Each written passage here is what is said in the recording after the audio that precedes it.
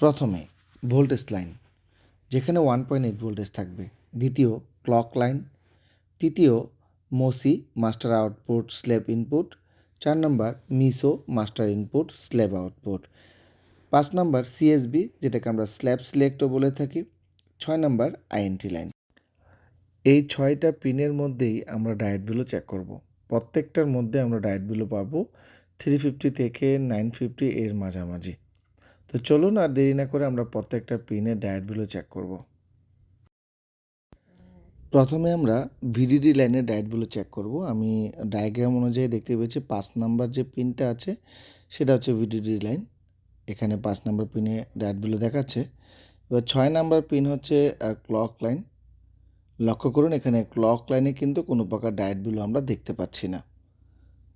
Clock লাইনের পরবর্তী যে লাইনটা সেটা হচ্ছে সিএসবি, এরপর হচ্ছে মোসি, এরপর হচ্ছে মিসো। তো প্রত্যেকটা লাইনেরই কিন্তু আমরা ডায়োড ভ্যালু চেক করব 1 বাই 1।